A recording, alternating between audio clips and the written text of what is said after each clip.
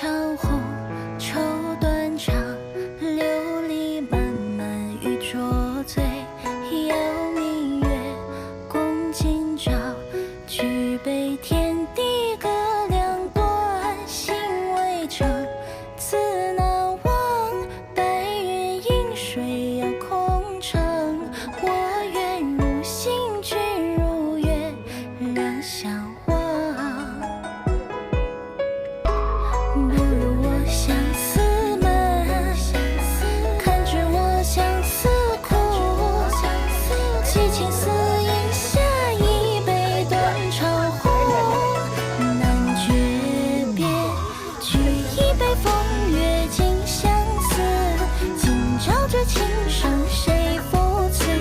相见如不见，有情何似无情？下一世，愿化作这山伴君前，面上那情意两难全。此生定会留，直到拂袖间。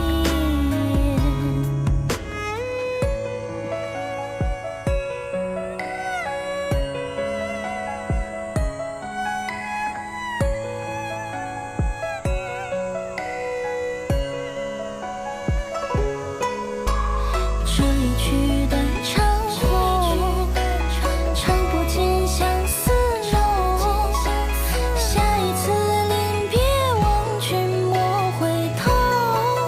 难诀别，举一杯风月尽相思。今朝这情深谁负此？相见如不见，有情何似无情？下一世，愿化作这山伴君前，面上那情意两难全。此生定会留，直到拂袖间。举一杯风月尽相思，今朝这情深谁负此？相见如不见，有情何似无情？下一世，愿化作这山伴君前，面上那情意两难全。此生定会留，直到拂袖间。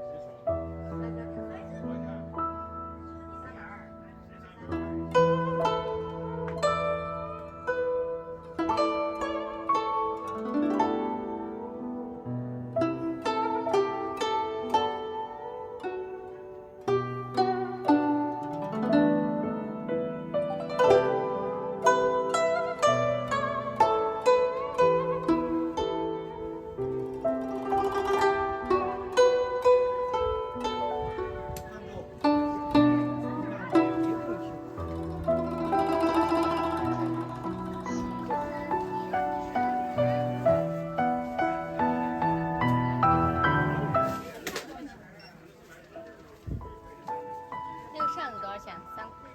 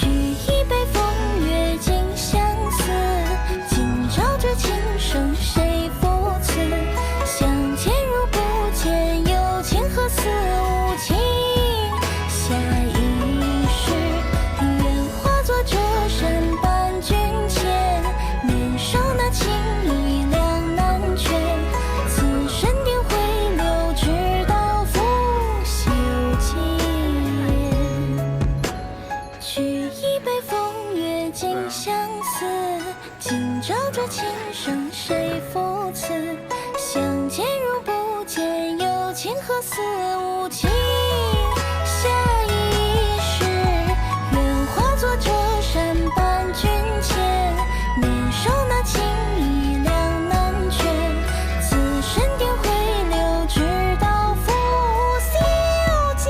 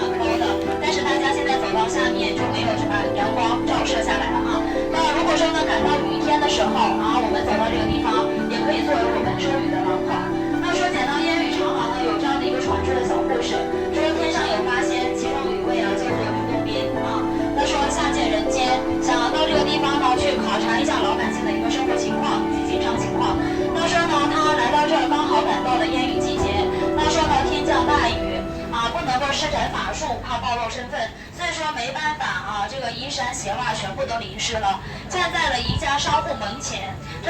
这个商店的老板看到了他啊，跟他讲了，说呀，请他坐进来避一避风雨。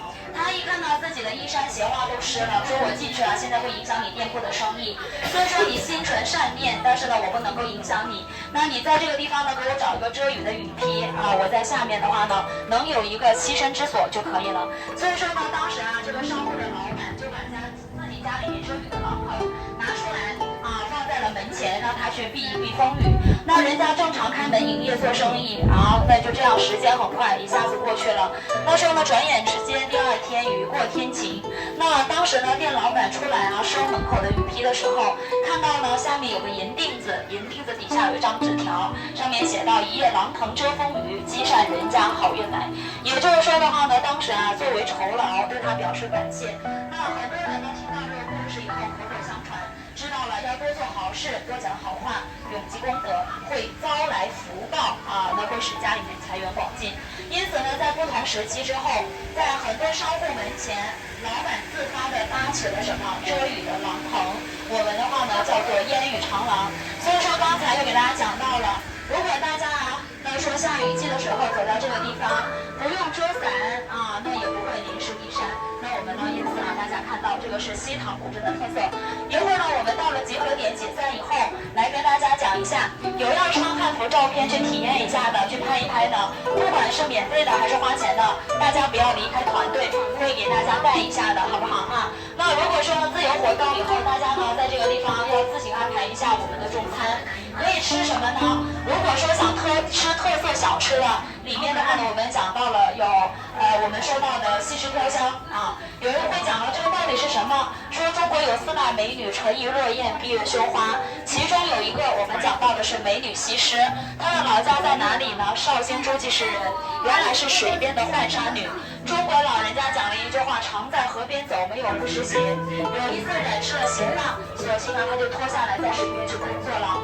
来往的鱼儿被她的美貌都所迷惑了，慢慢的游不动了，沉入到了水底。有人讲了西施有沉鱼之貌。当然，鱼的审美是否跟人的审美一致呢？可能不大一样啊。但是的话呢，有人讲了，发现了西施的弱点，说人无完人，金无足赤啊。有人说西施好像是香港脚啊。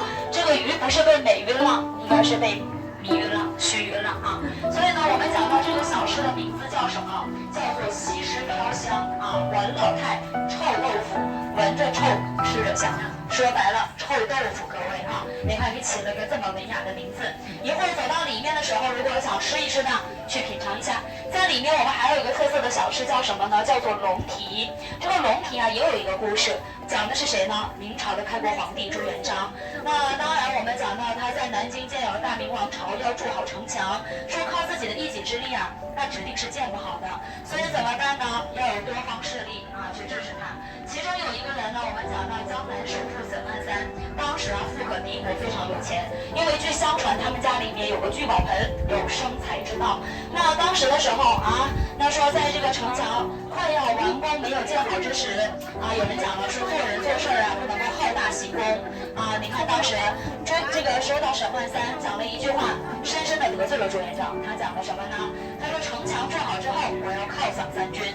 当时朱元璋就讲了，说你本身有钱啊，我就很忌惮你的，你又想拿钱贿赂我的军队，那么有谋逆之心。所以说这个时候怎么办呢？啊，那当时的时候就给他讲了，说呀想找到方法啊，那让他的家财啊充公。那刚好呢说来视察这个城墙筑好了，看看这个城隍工程。到了中午，皇帝不能饿着肚子离开的，那后面的厨房呀，给这个朱元璋准备了什么午宴。那当时后面这个厨子啊做了一道菜啊，确实是不应该上的，没什么颜色啊。那说呢，就是北方人所讲到的那个猪蹄啊，上来了以后呀，朱元璋当时看了看他，就把沈万三叫到了身边来问他，说万三啊，这道菜叫什么名字？如果当时的话呢，沈万三没有反应过来，直接讲了，这个叫猪蹄。好了，直接给拉出去砍头了。为什么？皇帝呢姓朱啊，对不对？你犯了他的幸会，大不敬。所以说呢，当时啊，沈万三大惊失色啊，看了这是大祸临头了，扑通跪在地上讲了一句话，这个叫万三蹄，万三蹄，这个是我沈万三的蹄子。言外之意就想告诉皇帝陛下，你看我蠢笨如猪啊，你可饶我一命啊！皇帝当时尴尬笑了笑，他就巧妙地化解了这个危机。那我们讲了以后，大家有机会再到江苏的苏州，下面有个地方叫做昆山。昆山有一个景点非常出名，中国第一水乡周庄。那在那个地方，大家就会发现大街小巷到处的万三蹄店。据相传，沈万三的老家在那个地方。那当然了，西塘古镇跟沈万三没有半毛钱关系啊。我们的古镇为了发展啊，为了有特色小吃、有名气，怎么办呢？皇帝天下共有，他为真龙天子。所以说的话呢，管这道菜我们就叫做龙蹄，就是北方人所说的猪蹄啊，酱香味道的。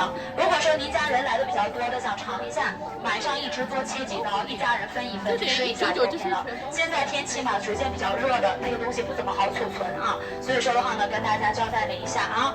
还有什么小吃呢？像我们讲到的陆氏的小馄饨啊，那在下面的馄饨店，大家如果想吃的话呢，可以去感受一下。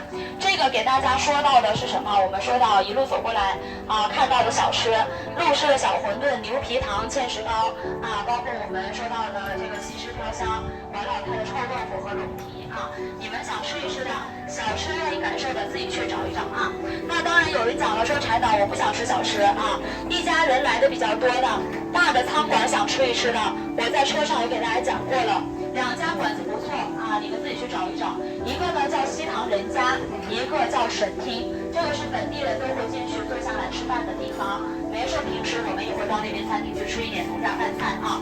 那当然，这个季节大家吃一点什么呢？像我们说到的鸡头米炒百合啊，还有油焖春笋啊，以及的话呢，我们给大家讲到的花后有都属于我们上面的简单啊，以及江南的鱼啊，还有顾客想吃的，人均消费多少钱大家听清楚啊，大概60-70块钱一个人。也就是说，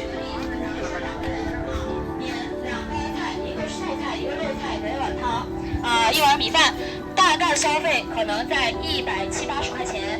如果说您能接受的，餐馆里去吃一吃；接受不了的，小吃里去吃一吃，都可以的，好不好啊？接下来呢，我们两边团队的人，麻烦大家不要堵住路，尽量往这边站一站，好不好？阴凉处您能够站下来就可以了。给大家来看一下，这有一座桥，名字叫做送子来凤桥。这个桥很有特点，一面是楼梯，一面是坡路。过去江南人讲了，男人要走哪一面呢？走楼梯的这一面，象征了他的官运步步高升，一步一个脚印走上去的。女人要缠左裹小脚，女子要走哪一面？走过坡路的这一面。希望家里面的生活能够一路平坡，一路顺遂的意思啊。那我们呢，下午的时候，请大家听清楚时间，1点10分的时候，在这个送子来凤桥是在这个位置，现在我讲解的这个地方来集合。